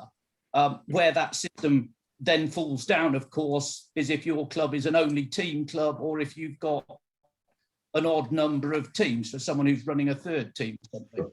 But on the whole, a panel system where every club provides an umpire to the panel for its team, for each team it runs in the league, works well, especially if it allows those 2 umpires from the same club to travel together to one game. What if we put into that mix that all of those umpires had to be at least level 1 qualified and DBS checked? That should be the case anyway. It should be, but it absolutely wasn't this year. Oh yeah, I can understand that with club umpires, yes. But if we're saying no club umpires, then we're saying you can't take a player out of a team on a Saturday morning and say, sorry, Joe, you're umpiring this week, because he wouldn't be qualified and he wouldn't be DBS checked. Yeah, and that happened in the OCA, and it was. Should it? They wanted it to happen, but there was also a recognition that if you had to supply, as you did, a panel umpire for each team every weekend, that it wouldn't be in all cases. It should not happen, Gary. Then that's not. The truth is, I know why, but I mean, my point. Well, there have been occasions where I do turn a blind eye for an individual who's only going to umpire once or twice a season. If that individual then turns up 4, 5, 6 times a season, I'm on to the club in question saying, look, you're not providing what you should be, sort it. Otherwise, this person is not eligible. Are you talking there about club umpires or panel umpires? Either. Yeah, I mean, all clubs are subject Either, now really. to the safe hands management We played a system. Division 6. We And played you a have to Division 6 nominate. game. Yeah, we played a Division 6 game this year where the umpire turned up, who wasn't the umpire who'd been nominated, and said, oh, the umpire's nominated, can't umpire for whatever reason. They've sent me. I've never done this before, but I'll try my best. Now, is that better than having the other neutral umpire do both ends and a player do square leg? He wasn't. Yeah, I didn't catch some of that because you broke up a bit, but I think that happened without my agreement. No, absolutely, and I'm not casting aspersion. My point is, sending neutral umpires to games all the way through the leagues does not necessarily help the standard of umpiring by any shape or form. And last night we had some really good feedback that club umpires were as consistent as panel umpires. And my experience this year was actually club umpires were probably better than some of the panel umpires we had. That may have been the luck of how the game went or anything else, but I would say there was no particular difference would be the general, and that was the consensus. Yeah, last absolutely, night as well. and I would agree. We've got some very good club umpires, and the fact is they prefer to umpire for their own clubs. They're not allowed to do that if they want to stand in divisions 1, 2, or 3. Okay, guys, I'm going to take one more point on this from Hendred, and then we're going to move on. And that's absolutely right. Hendred, you're on mute at the moment. Yeah, just really quickly, I essentially would like to draw the umpire conversation to a close, which we welcome. The one conversation we make is that if we can't get panel umpires all the time, if there is an independent umpire standing, they should stand at both ends, and definitely not have players standing at both ends. I heard the comment earlier that was possible but not a requirement. Would request that was a requirement. The only circumstances where a player would stand at the bowler's end is if there were no umpires supplied to the game. That's the only circumstances that can happen. Yeah. And then you have no choice. If you don't want to play, then don't play. If you want to play, then a player has to do it. There are no other circumstances where that should happen. So, Gary, that needs to be clear because that's happened twice with us this year personally. That's one point. Second point I'd like to make just around umpires and individuals being DBS checked. All clubs have got welfare officers. Welfare officers should be ensuring that anyone who stands or has taken part in any activity with children under the age of people under the age of 18 are DBS checked. That's a club responsibility, not necessarily a league one. I would say that if the league find out about that, we should be doing something about it. I'm quite disturbed to hear about feedback, and amazed that any club would be active, would be allowing somebody to stand without DBS check. Yeah, if it comes to our attention, we will go straight back to the club. But as you say, it is a club responsibility. Their obligations under the safe hands management system are that all the officials should be nominated and DBS checked in advance. Okay, I think we may have done this one to death. I'm sure people have other things or have more to say, but I think it's probably already been said. So I'm going to move us on to the bit you all wanted to talk about. So we're going to start, well, let's go straight in. Win, lose, draw. OCA clubs obviously new to win, lose, draw. I would just add Cherwell League clubs relatively new to win, lose. We've only been playing win, lose cricket for 2-3 years. So Josh at Clifton Hamden got first hand up. What would you like to say?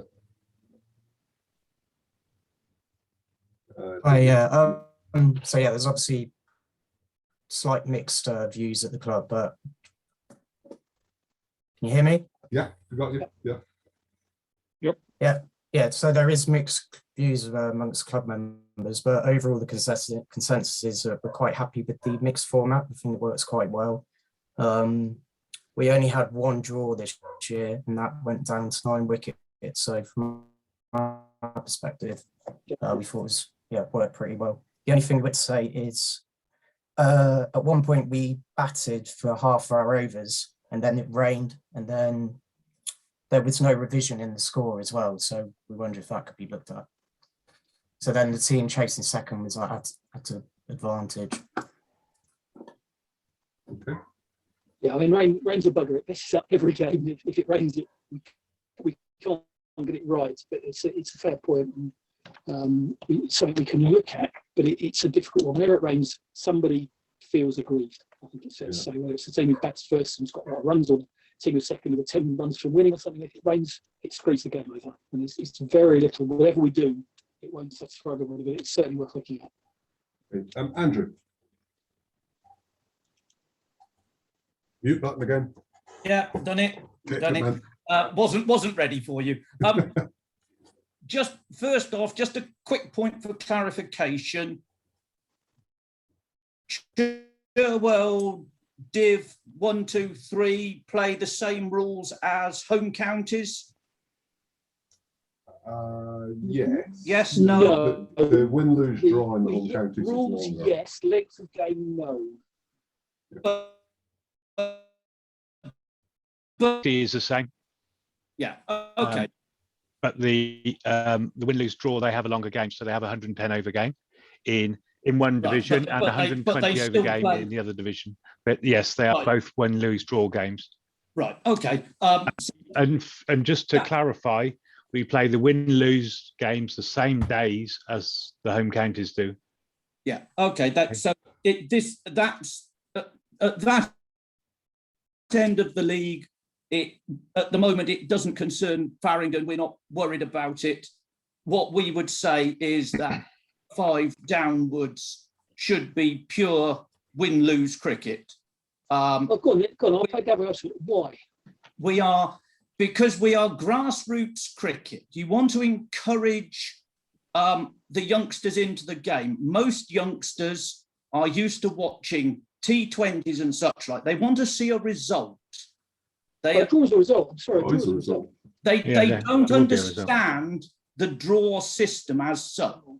Now, whether you have 45 overs in tier 5 and 6 and 40 overs as it is now in tier 7 and 8, but if a club has the ambitions, or the team has the ambitions to progress up the Cherwell and into the home counties, they will adapt to the changing rules.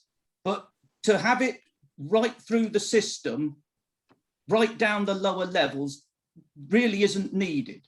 It would. You know, I'm going to disagree. I'm going to disagree with this, because somebody will learn more from having to take a wicket to win the game, or having to not be out to not lose the game, rather than just having a net in the second innings because the first team scored 450. Yes, I mean, but we are the bulk of us here are of an age, shall I say, where we grew up with Sunday cricket, which was win-lose, to all in effects, win-lose, draw on a time game. The youth of today, the 20-somethings and lower, are used to seeing T20s, one-day internationals, where there is a winner. And that is what the game they like. That's the game they want to play. I would disagree with that, because I actually play SOA cricket, and they play, I don't know, 90 games a season, and they play time games. And the majority of the sides are made up of young players, and they play that game, and they turn up week in, week out, and they always get a side out every day of the week. I've seen youngsters come off the pitch beaming, having scored 20 not out, with men round the bat and chirping going on and all the rest of that crap, because they saved the game for their team. If they and we may be 100 behind, but they saved the game for their team. If they had gone out with nothing on the game, they either bat or they don't. They get out. It really doesn't matter. And I've seen these kids come off beaming. And equally, one of those kids gets the wicket in the last over to win the game, rather than the game was won 3 hours ago because you scored 450. They get way more out of it, and that's our experience. And we had a team, and Clifton Hamlin come back and said, we had a team the last game of the season when all our 4 were 15 or younger, and they loved it all through the season. Okay, I'd also like to make the point that youngsters do understand the draw because they all watch football, and there's plenty of draws in that. So I don't agree with that comment that they need to have a result. I think they need to be entertained. They need to get something out of the game, and actually, it probably doesn't really matter what type of format you play. If you have a good game of cricket, then it doesn't matter if it's a win-lose game or win-lose-draw game, because that fulfills your afternoon instead of a game that there's nothing on. So providing two types of format throughout the season gives people the opportunity to experience different things. And with greater experience, you are providing a more balanced approach. Okay. Guys, I don't want to over debate this, but I do want to make sure everyone gets to speak. So I'm going to move in the order that the hands went up. So I'm going to Hendrik next, please. Thank you, Ian. And so as not to repeat any of the previous messages, I won't go over old ground, but I would say that we're in agreement with Andy over at Farringdon. I think overwhelmingly, clubs we play against, I do understand the leagues you're on it, so I just want to make the point because you asked for feedback, and I understand that you would like to keep winners draw, but our view, and the view of many of the teams, as the Coombe captain pointed out earlier on, is that actually the levels that we're playing at, even with our first team, win-lose-draw, isn't something we've got the appetite to continue doing. Firstly, I think the mixture, we go back to the umpires, we've had a number of umpires who haven't understood the difference in the rules, and they have changed, and we've had to explain them to them, so that's one point. Another point is, for the younger players in our club, we just started the third team up this year, it can make for particularly challenging afternoons when you're trying to educate and get people to come into the game and stay in the game and get participation up. It's really not appropriate at lower levels to get something you can move to. I played win-lose-draw cricket for years when I was playing for Derbyshire and Nottinghamshire, and it's exactly the same issues we've got here now. So I think from a perspective of the viewpoint of the committee, we understand that. However, I think we need to look at is there ability to be able to change, because the playing members are stating it's something they're not happy with looking at. And if the league have got one view, the playing membership has got another, I think my suggestion would be similar to what the OCA used to do. Why don't we have a vote and see what people want to do at clubs in the different divisions and different tiers? And Peter, I see your point that you say you're not stating that. People are arguing vehemently against the viewpoint of the people who've been asked to give their views today. We're not asking for the world to change. Just ask your playing membership what we want to do. And if they say we want to keep win-lose-draw, it's great, carry on playing win-lose-draw. But actually, I think what you'll find they're saying is at the lower levels, we don't think it's the appropriate thing to keep doing. We won't go on to the length of the games and different varied overs and the variable between the three teams, but just on a win-lose-draw, I think that's my first point. The second point is, we hear all these amazing arguments and statistics thrown us about the games during win-lose-draw. The reason that you haven't got many draws in win-lose-draw is because people aren't playing win-lose-draw. They really don't want to draw. They want to get a result. They want to get something out of the game. It's very rare. We drew one game this year. Absolutely. Gary, I just want to give our viewpoint. Listen, we just want to give our viewpoint. And I just think you need to engage with the membership of the league and ask them the question. Because you've got your views on it. You've made them quite clear tonight when people have been speaking. And I just think we need to have a bit of the two ways. And we'll respect whatever decisions made. But my viewpoint would be, and our club would say, I think we're speaking for every one of the 7 people who are sat in the room now, actually, win-lose-draw cricket isn't something we've got a great appetite for. Is there anything I'm slightly shocked because your third team had no draws last year. So I'm not quite sure whether Gary, just to repeat Liam's point, you've asked for feedback. The overwhelming feedback from the club and from the other teams we've played about is we'd like win, lose. Forget the stats.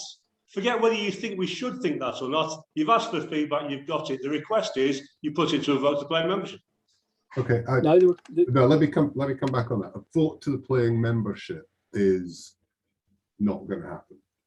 because the playing membership of the Charitable League extends well past 8,500 players, most of whom don't play.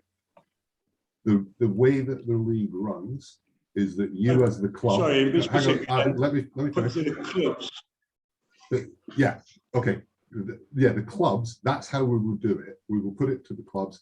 And the point of the forum is to get a general feeling of feedback.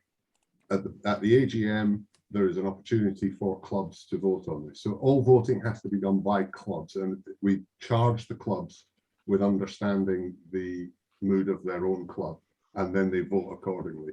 The idea of going out to the players is just not practical, because you would get a result which is dictated by potentially every player who's registered to every club.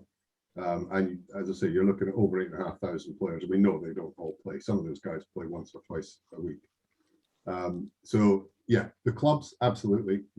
That's what this is about, and that's what the AGM will be about. And these things are basically voted on or not voted on, because they're not required to be voted on every year. So yes, we are asking now, and we will continue to ask. And as you say, we've asked for your feedback. You've given us your feedback. We appreciate that. Can I move on to Don? I've still got a fair few hands up. Don Patterson. Yeah, hi, thanks. My only thing about the win-lose draw, I mean, personally, I've gone up playing it through, and I love it. I think it's brilliant. You have to bowl a team out, or you have to chase the runs down. I think that it's great to have the two formats in there. There's a mixed feel within my club, but that's not the reason for my question, or my point is that we're effectively playing win-lose cricket in it when you're in Div 6 and below, because it's still 45-45. You don't get their overs back, or you can't go past 45 overs. You can declare before and they can get it. But we're effectively playing win-lose cricket anyway from that. Well, that was one point that I was going to come on to, is that in 90 over win-lose draw matches, is there an appetite to move the rules to the same, where you can have extended batting to say 47-43? I would certainly suggest that, because if clubs do have ambitions to move up the leagues, they will be used to that format rather than it changing again. Why not have, because there seems to be lots of different rules for different leagues, try and standardise it as much as possible. I understand about the wides, the leg side wides and stuff, and all of that, and that possibly needs to be different between the leagues. But the format of the game itself and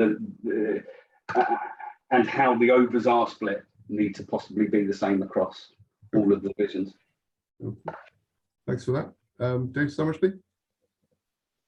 Hi there. So yeah, from Wantage's viewpoint, being an OCA team, we were new to this win-lose draw, but actually we quite enjoyed playing the different format for half the season and having that variety, like some people in the group today have advocated. And you get both sides of it. You can end up, unfortunately, not winning a game, which we did, 9 wickets down, but we did win one rather death where we didn't think we were going to win it. So you get the rough with the smooth across the season generally. Yeah, so I think from a Wantage point of view, we're quite happy to play both formats moving forward. And I completely understand what some of the people here are saying around it not being necessarily the best format for some of the youngsters. It goes a bit against what Don was just saying there, but maybe think about having a different format for some of the lower divisions where they do only just play win-lose cricket. But yeah, that's our thoughts from Wantage. Okay, thanks for that. Who have I got next? Simon. Thanks. Yeah, again, coming from OCA, sort of new to this, I think having the variety was a positive. I think there is a tendency to be conservative, let's say, at the toss, and people feel that batting second, you're in more control of the win-lose draw, because you can have a go and then potentially shut up shop. So it sort of encourages a slightly negative approach. But the other point I'd make at a club level is that having the win-lose draw format enables us to balance the teams in a different way from the win-lose. And it's almost the counter argument to the youngsters wanting sort of win-lose, and perhaps having lots of all-rounders who bat and bowl. In the in the win-lose format with the requirement for 5 bowling options, in reality, you probably need 6 bowlers sort of up your sleeve in case somebody gets a bit of tap or is having a bad day to have some variety. And then if you've got a wicket keeper, and then sort of certainly in one of our teams, the captain was not a bowler, you then really only got 3 other slots to make up your 11. And we've had some challenges with some of our members who are not bowlers, who are perhaps slightly more sort of mature in age, but like to turn out on a Saturday afternoon, not getting games in the win-lose format because we need those 6 bowling options, etc., etc. And actually, in the win-lose draw, we can pack the team with more batsmen, fewer bowlers, and there are more playing opportunities for some of those perhaps more mature casual players who like the idea of having a bat on a Saturday afternoon, but are perhaps not contributing otherwise in the game. And we've, as a club, have had a bit of comment about not getting picked, certainly at either end of the game as much as they would like, because of the requirements of getting the right bowling mix in the win-lose format, which is a slightly different perspective on other things that we've heard. Yeah, no, I have to say we've got a personal point of agreement in that. Game 1 of this season, we left out Martin Middleton. If anyone looks at the figures, you'll find it's the 4th highest run scorer in the history of the Charlton League. And we left him out because he can't bowl the ball down in the same postcode as the batsman. And we had to have 5 bowlers. So yeah, it is a valid point. Toby. Yes, so I think I mentioned it earlier on. Overwhelmingly across the club, the feedback is we want to. There's no appetite for win-lose draw cricket at our level.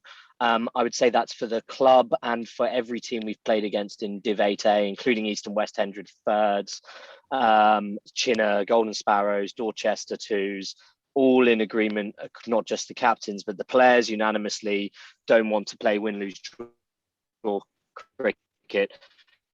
3 people all season I've met who do. I am a pro draw, but also the real rules of win-lose draw. If we have to play it, I expect to be able to bowl them out and get the overs, or bat additional overs, not just the second batting team can bat out the overs and see off a draw. It needs to be the full whack. But again, the club's position is overwhelmingly don't want to play win-lose draw cricket in tier 7 and 8. We would expect it if we keep getting promoted tier 6, tier 5 to have to play it, but shouldn't be in the very grassroots of the league. Okay. Despite the fact you had no draws last year.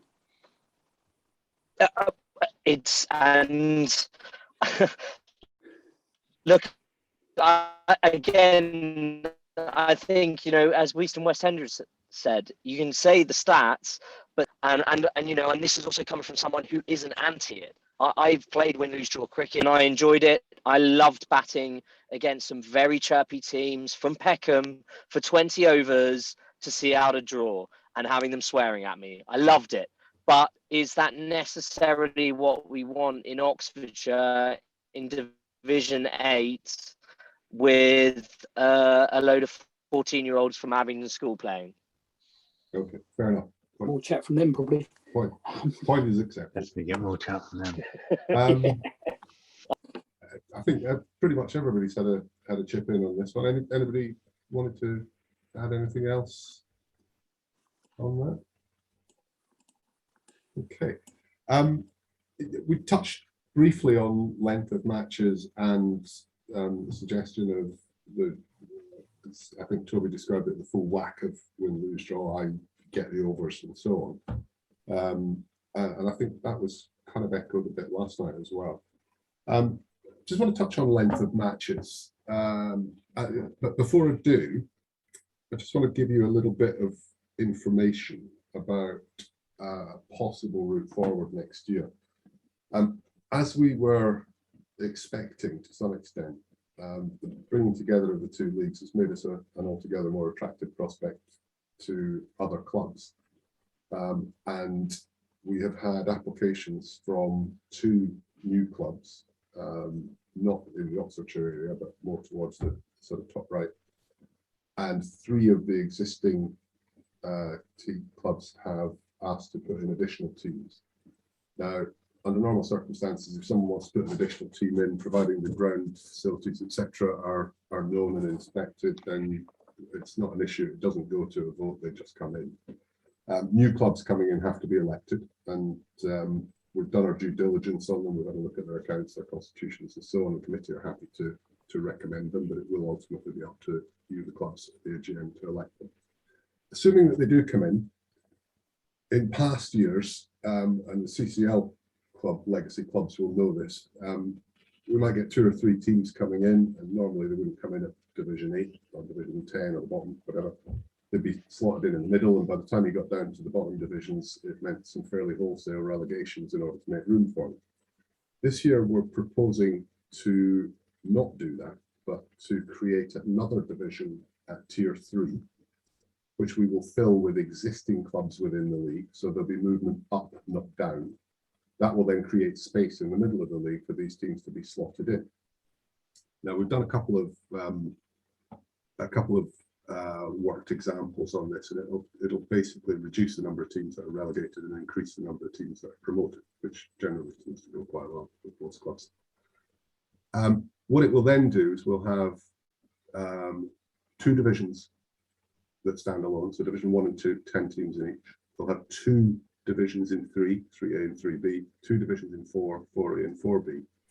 And then there comes a sort of natural line between 4 and 5, because at 5 you've got ABC, and all the way down to 8 you'll have ABC.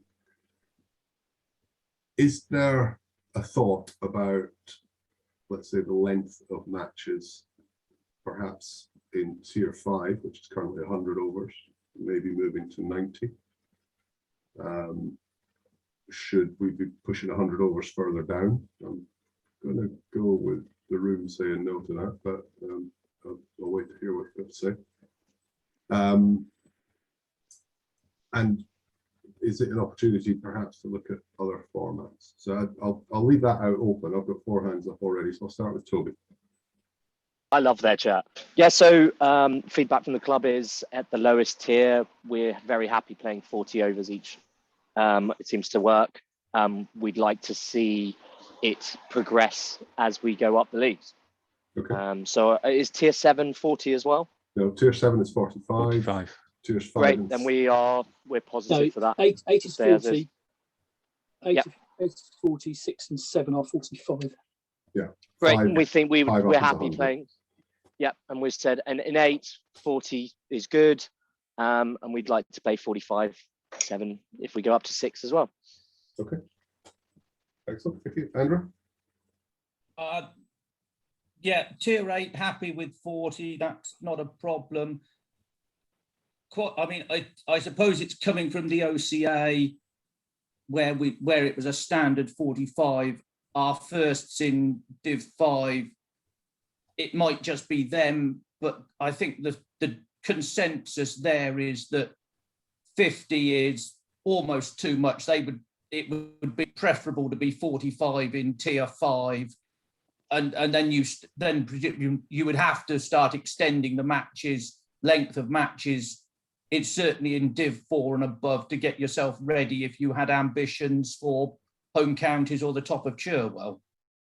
But that's about where Farringdon are. 40, 45 overs in Tier 5 and down sort of thing that they're more than happy with. And that's probably more to do with historical playing in the OCA, but it's also the first 11, shall I put it, is starting to be made up of young family men, and there's probably pressure coming from the family to that 50 overs and 8 hours out of a Saturday is maybe getting a bit much for families in modern society. Okay, thank you. Dave Summersby? just echo pretty much the same as what Andrew said, and I think for exactly the same reasons around having families or looking to be having young families soon.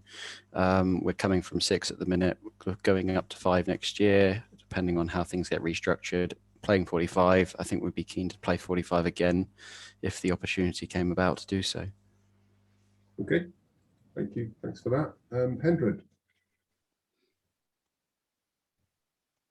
Yeah, same sentiment, won't repeat all of it. The other point really was a more general point around trying to get to an earlier finish. I thought Peter made a good response around the umpires needing 30 minutes, and that's fair enough. But an earlier start and looking carefully at the number of the overs in the match would allow us to get to a finish closer to 6:15, 6:30. That opens up an awful lot of opportunities, both for younger members and people with families, to do something on a Saturday evening. As I said at the start, the regionalisation was well received, and other things have been well received. But our sort of direction of travel, the first team felt 50 overs was too long. And our direction of travel is through a number of means. Is it possible to get to an earlier finish? Okay. We had several debates on start times, and there was some talk about this last night, and I think the room was almost entirely split in 3, and it was 1/3 would like it earlier, 1/3 would like it later, and 1/3 wanted it as it is. In the past, we did put a proposal to the clubs to say that if clubs wanted to start early, up to, I think we gave them a window of an hour, if they had the agreement with the opposition, then we were absolutely fine with it, and we put that forward as a proposal at the AGM, and it was rejected, bizarrely, because all we were offering was additional flexibility, and if the clubs couldn't agree, then they would start at the designated time. Now, we have had over the course of this season several requests, not a multitude, but several requests from clubs saying, for various reasons, we would like to start this game early. We've contacted the opposition, they're fine with it. What's your take on it? And our take has always been absolutely fine, not a problem whatsoever. So certainly as a committee, we are not married in any way, shape or form to the 12 o'clock, 12:30 starts in the last 2 weeks and 12:30, 1 o'clock start. The only thing we are married to is all the games have to happen on the same day. The one point I'd make about earlier start times is that a considerable number of people now work Saturday mornings. Yeah, and this was precisely starting at 12 o'clock for the last couple of games in Div 5 was manageable, but I could see starting at 12 o'clock the whole season potentially could cause issues, not just for our club, but I suspect for many other clubs. And this was the discussion in the split, that a number of teams said, well, we got people who work on Saturday morning, that's going to be a problem.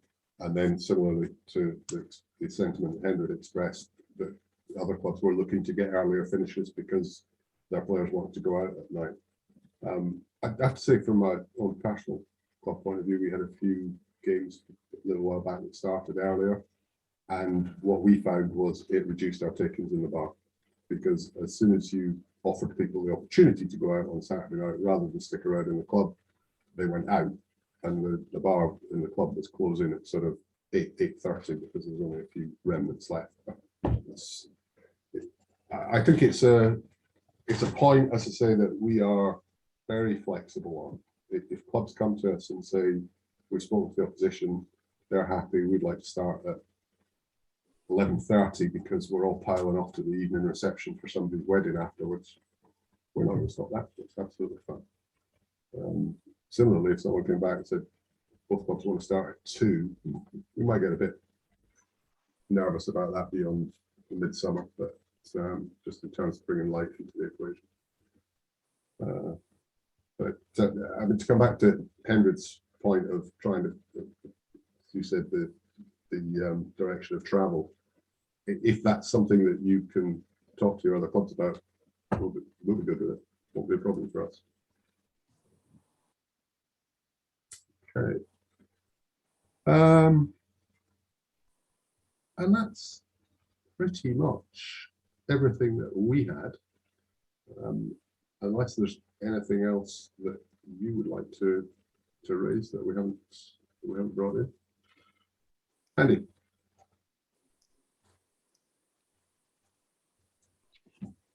Yeah, you ought to know how you work that mute button by now, mate.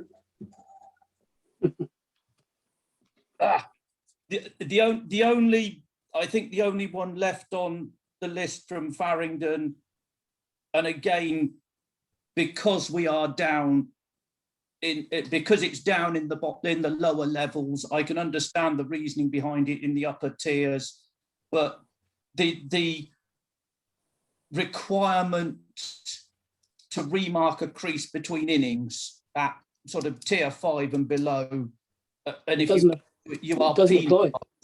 It doesn't apply. It only applies in tiers 1 to 4.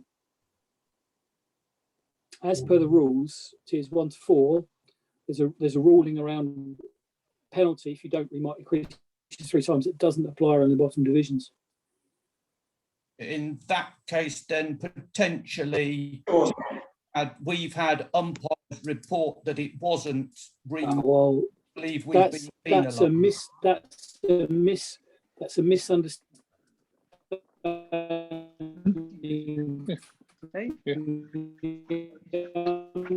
Who potentially been doing Division 4 or Division 3 comes down 5 or 6, but the rules are different because that is not a requirement in the lower division sub umpire as a penalty, which we heard from Dinson earlier, and you have to supply a scorer and you have to remark the creases, and that rule applies in those top divisions and not in the divisions. You're on about marking crease.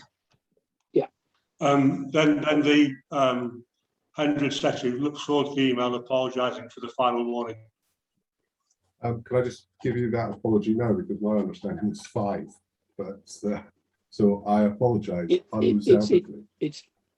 Yeah. Well, sorry, I'm looking at the general playing rules here, and it says it doesn't say anything about restricting it to particular divisions. In which case, I withdraw my apology, Henry. 2.7 general playing rule 2.7. My understanding was that that was not the case, so I'll have to check that because anyway, beside the by, it would be we would prefer it to say that the lower tiers 5 and down, that it is taken out or whatever, that it is not an automatic job that has to be done. Again, as it was pointed out earlier, it is generally a player who has to do it during the tea break. Because we aren't in positions to have full-time groundsmen at those levels. Unless the umpires particularly want it because the crease has broken up that much, it really doesn't seem necessary. So Andrew, in the Chilwell League pre-merger, it was only a requirement from tiers 1 to 5, divisions 1 to 5. 1 to 5, because there was somewhere along the line in translation, it seems to have morphed into everywhere. It was where you required a panel umpire and a club umpire, so it was in divisions 1 to 5. I don't think we had panel umpires in 6. So below that, if there was no requirement for a panel umpire or a club umpire, then there wasn't a requirement to mark it. Obviously, through the merger, we haven't tidied up the rules, and that's something we need to look at. Okay, thank you. But equally said, so we haven't taken any points from anybody for it either. We shouldn't have. Right. Okay, thanks, Andy. East Oxford. Welcome. Hello, Ian. How are you? And rest of all. Well, my question is something else we have discussed a bit earlier. It's regarding the structural changes in Division 3. You suggested, like maybe you are looking at it. Yep. So my question is, will it affect the promotion of the teams during this season? Like, for example, our 2 teams, first and second both, they are in line for the promotion. So just wondering that doing that structural change, will it affect the promotions? It will to some extent, but every team that would expect to be promoted based on what we said at the start of the season will definitely be promoted. There may be some extra teams promoted. 1 or 2 teams who are currently trying to work out ways of avoiding 2 successive relegations will not get relegated. Because we had said that it would be a 3 up, 3 down, but the way that the restructure works, we will probably be in a position to go 3 up, 1 down. So no one will not be promoted that was expecting to be, unless you had unrealistic expectations. But some teams, there may be a few teams who are. There are a few teams who are thinking they're going to get relegated who are not. Okay, so pretty much everybody is getting promotion. Everyone that finished in what we've declared as a promotion position will definitely go up. That's fine. Thank you. Thank you very much. That's my question. Hopefully the experience will be positive for everybody. Yeah. What we mentioned last night was there are in nearly all divisions there was one team who are wildly adrift, and they will be relegated, and that's probably something they would welcome. We have in the past taken